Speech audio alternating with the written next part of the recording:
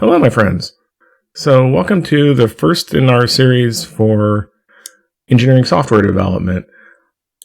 As a hobby, I've always been interested in computer programming, learning, way back in the day, basic A. We're talking 80s and 90s for that old school stuff.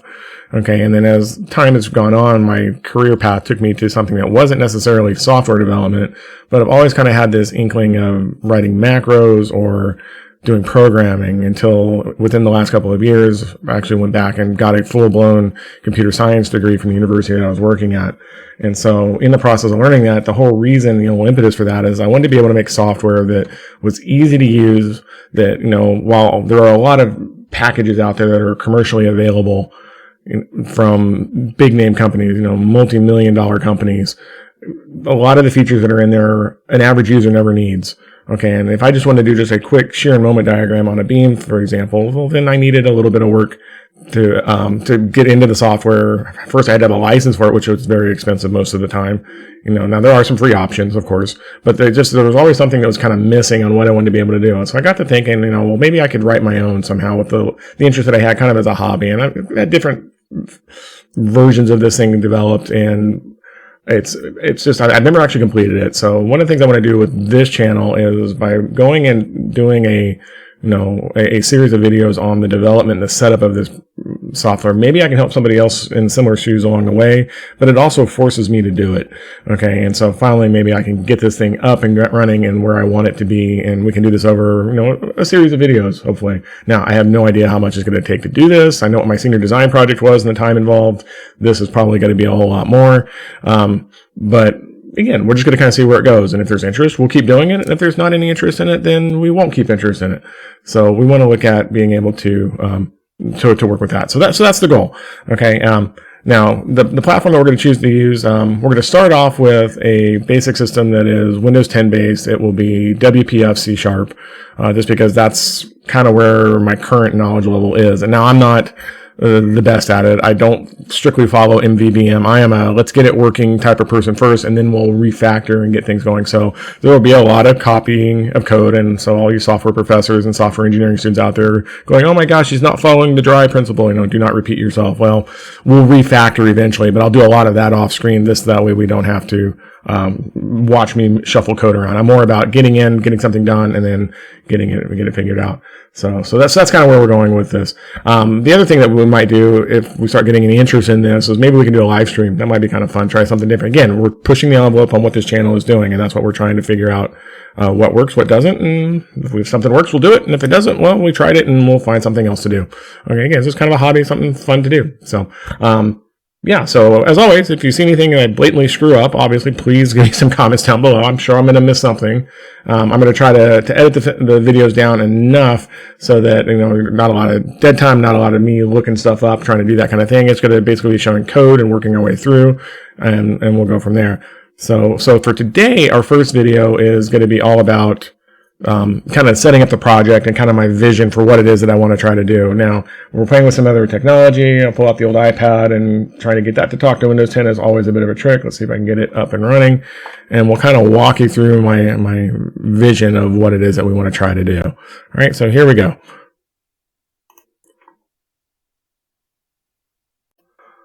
All right, so glitch number one, couldn't get the software to work to cast my iPad onto the Windows 10 unit that I'm working on, but we're in business now. Always trying to find an easy and affordable way to be able to do these broadcasts, and so we want to look at being able to do this. My current mode of setting this up is to install a program called Let's View. It's a kind of a free software package that lets me take my iPad and can cast it to a program. And then that program broadcasts on the network that I'm on, which my desktop unit is also running another one, and it's kind of a peer-to-peer. I can cast the Windows 10 back to the iPad, and I can do the iPad onto Windows 10, and so that's where we're at and what we're looking at trying to do. Now, what we're looking at now, we've kind of got our glitches hopefully figured out. Again, this is growing pains. We're learning stuff here, so let's go through and let's kind of see what we can figure out, what we can do. So we want to look at the vision that I have for this particular software program, is kind of hinted at it is that I'm looking for kind of a shear and moment diagram generator for that's very easy, a couple of clicks and boom, you can figure out a general shape or even compute the values for different types of loadings. Now we're going to start off with something fairly simple. Any engineering student has taken a statics class and a mechanics and materials class and countless other analysis classes if you're civil or mechanical. And so one of the types of problems that we're always looking at being able to solve is, can I draw a shear moment diagram for something fairly simple? So we're going to start very, very easily on this. We're going to come up with, if I have a particular beam, I'm using OneNote here. It's pretty cool. It's got kind of these auto shape features that are pretty neat. My straight lines aren't real straight, and that's because I have sloppy handwriting to begin with. But maybe you have a beam that looks kind of something kind of like that. Just simply supported. We'll start off very easily, but eventually we want to get into it where we can do the math. But we're going to baby step our way through this and slowly add on, and hopefully in the process of generating the solution mechanism behind this particular program, drawing the shapes is one thing, but I also have to want to be able to do the calculations. And so if I can create a library that will create those calculations, maybe we can start all of a sudden changing the type of the beam that we're working with and those kind of things. But we know, for probably the most simple of all of them is if I take, whoops. That was horrible, wasn't it? Try that again. This auto shape thing is kind of, come on now. All right, there we go. And then come back and grab it again. All right, is that maybe I want to come up and, I have some load P happening on that. Maybe it's located at a distance of L/2. Again, I'm using a tablet here to write this. We're going to say that the span, get our straight lines there. And we can do something that kind of looks like that. Okay, and we're kind of trying to handle that particular shape. Now again, my handwriting is horrible, so I do apologize. I'll try to keep it as legible as I can. All right, and then I can take this. Wow, that was really straight, wasn't it? It is what it is. Okay, so here's my shear, and here's my moment. And that we can come through and we can solve for our reactions on this. We would have to draw a free body diagram. And since we're not actually drawing that, or maybe we want to do that and show what the free body diagram for this system would be, that might be kind of a useful little idea. So we'll make a list of ideas that we want to include, but our free body diagram looks something kind of like this. And maybe that we call that as AY. I call this as BY. Okay. And then we would have some sort of PU that looks something like that. Well, I say PU. PU is a factor load in the world of steel design. So that would be our basic free body diagram. And then the next thing you would do is you would go in and you would do sum of forces in the Y, all equal to 0. We'll do upwards positive. And then we could come in and do sum of moments about the Z axis, probably taking it about point A, coming this way, all equal to 0. And I could go through and write these equations. Now again, if you don't know how these equations work, that's fine. We're more into the programming of the equations. I'll present that information as we need it. But I do have a series on statics, so if you want to go learn how this is actually done, by all means, go subscribe and like to those videos, and you can learn all the basics. So you too can do statics. It's not that difficult. All right, so if I do this, what we're going to find out then is that for this beam, that AY is going to be equal to BY is going to be equal to P/2. And that will be our particular value there. Okay, all right, so once we do that, then we can go in and we can draw a picture. Now, again, I'm not going to go through the review of drawing the picture, but more so, how do I get to the shapes that I want? But we know that the shear that we have on here, that's going to be at a value of P/2, the value of the reaction AY. And here's something that looks kind of like this. And then here is our shape there. And then, the next diagram that we would draw is our moment. And that's going to be a linear function, and that's going to be PL/4 will be the value for him. Okay, and so what we want to do is we want to be able to generate these pictures for any load. Now, obviously, if I move the load somewhere else, all these diagrams change, and that's where the variability of the program comes in. And what I would like to see us be able to do is to be able to draw a structure, and then I can put a load on it, and then maybe I can move it around, maybe through a drag and drop mechanism. If it's over closer to this, and then all these points shift over, and the values change, and so forth and so on. That's kind of what I would envision. And then obviously we want to be able to handle the case where we have more than one load. But for now, we're going to start with this guy. Okay, and so that's kind of the approach. I want to be able to generate these pictures. I want to be able to, almost to the point that I calculate this with, I have presets for support conditions. I have beam members that will connect nodes, and then I can put the loads on at specific points, and maybe we have a table off to the side or something. All right. So again, that's what I'm wanting to do, is just basically something fairly simple. We're going to start easy, and then we'll ramp it up. And then if we do it right, maybe I can reuse these parts in another, application a little bit later on that maybe it needs to be able to solve for the worst case shear value, the worst case moment value, to be able to do steel design or concrete design or whatever the case may be.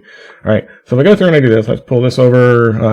Let's go over and kind of give some thoughts about some of the features that we want to be able to have. Okay. So if we go through and we do this, I think I'm going to type on this one. Okay. And so we'll put that there. And so maybe I want to do, first part is shear and moment diagrams. Okay. We definitely want to be able to drag and drop eventually. Useful presets. Okay. Things like, we want to have, simple supports. Point loads. Distributed loads will be on there. That'll be the second phase. All those kind of things for how we try to set that up. And so that's so those would be our things that maybe you hit a toolbar button at the top of this thing, and then it launches into a mode that lets you drag and drop. Okay, but we want to do mouse driven. Do we want keyboard shortcuts?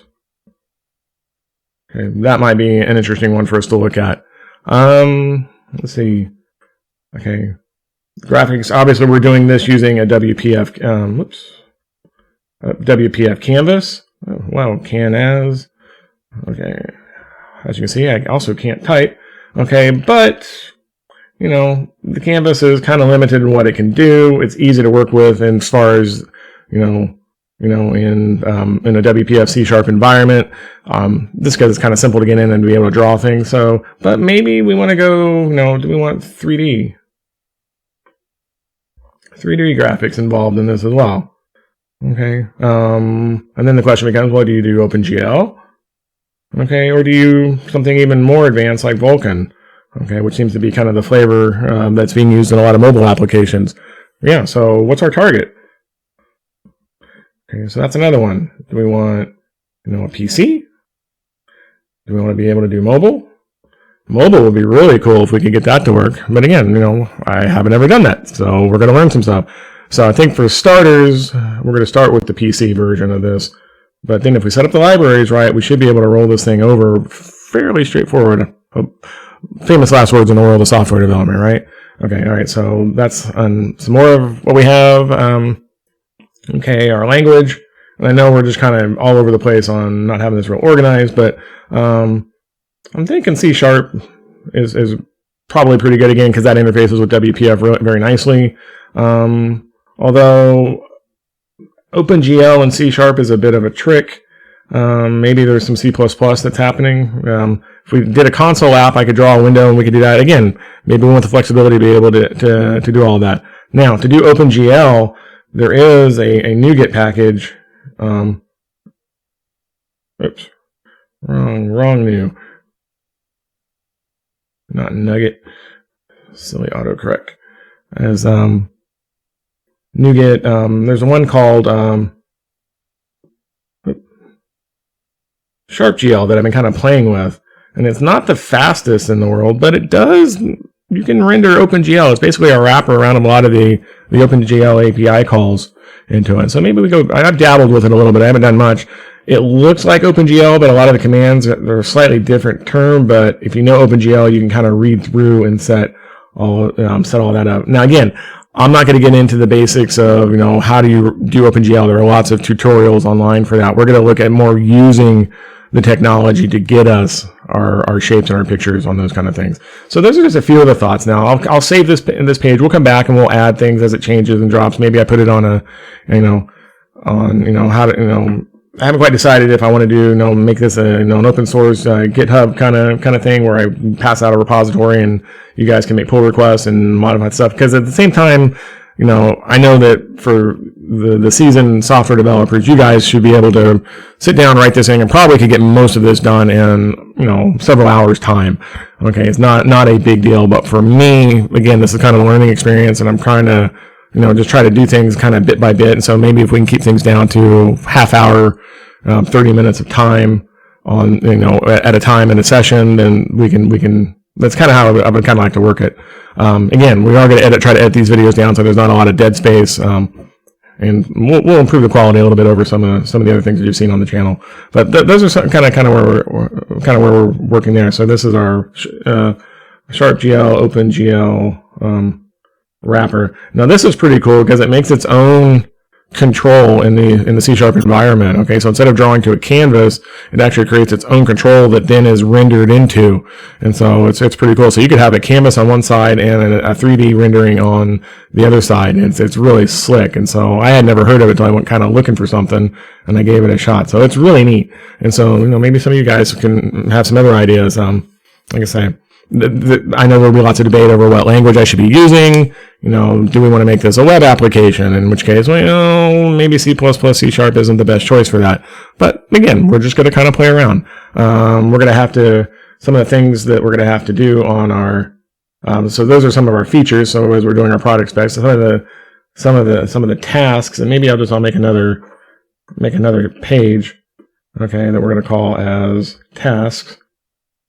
Okay. And so we're going to have to, obviously, we need to be able to define a UI. Okay, we're going to need to have drawing functions. Okay, so if I want to draw a line, to do it on a canvas is one way, to do it in an OpenGL window is another. So maybe I write the program so that it's agnostic of where it's drawing to, and I just say, draw the line, and I pass it the parameters that it needs, and then depending on the implementation of the program, maybe I have an interface that now says, oh, well, if I'm running a WPF application, then I need to draw it this way, and this is how I do it. Or if I do it as in a true OpenGL drawing context window, then maybe I have to do it this way. So we want to kind of separate those. We definitely want to take advantages of interfaces on this. We're probably going to need some utility functions. We might take advantage of some of those. Kind of approaching this. I know for sure we're going to want some basic math functions. Okay, so maybe in C++ there was always the GLM library that was really nice. GLM or its equivalent. So again, I'm open to suggestions on. I'm looking for ease of use, getting in and getting out on that. So we'll definitely need some math functions, matrix libraries, for when the structure gets much bigger, because we're starting off with beams, but maybe we want to get it to where we can do frames or multi-member systems, continuous beams. So in which case, a matrix library might be a useful tool to get us into that one as well. Let's see. So utility functions, drawing functions, interfaces. I mean, that's probably a good start. There's a lot here. We'll work on the UI. That'll probably evolve over time. The interfaces. What are the interfaces that we want? Oops, come here. So we'll probably want a drawing interface. We'll probably want some sort of file handling, printing. Okay. Printing. Do we do networks? Maybe it's multi-user. That would be kind of cool. But again, I don't know what we can do. We're going to see how this develops, and we're just going to play it by ear. So again, we're just kind of brainstorming in this phase. This is always the first phase of things that we need to be able to do. Yeah.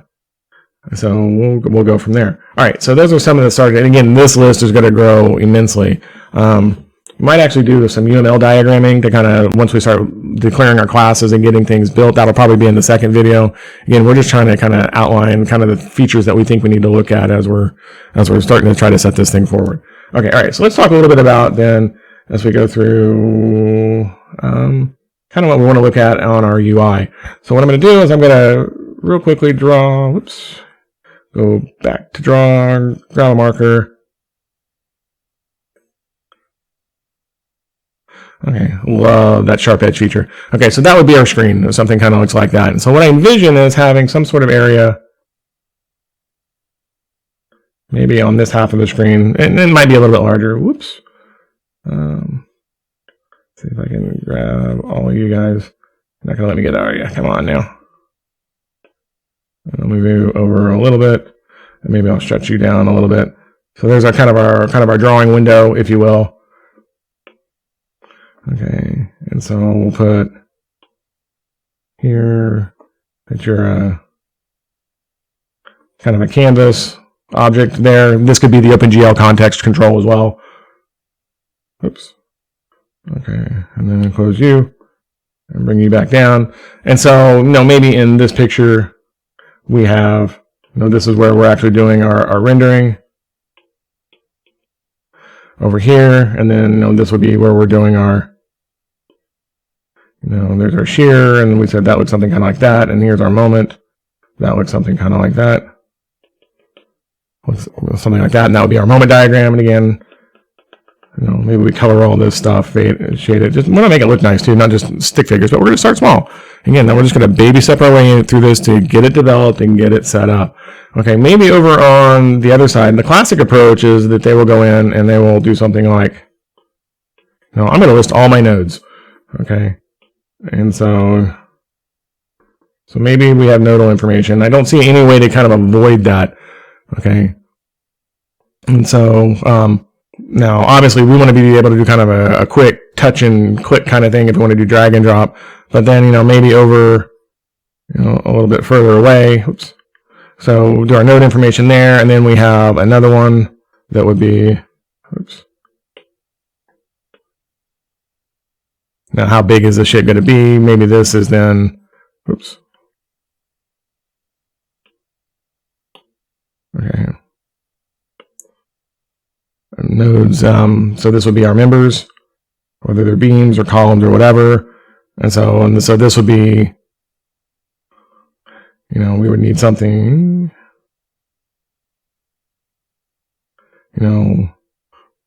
maybe a beam connects node 1, and then some sort of node 2. And again, we're almost starting to develop some of the classes of information that we need.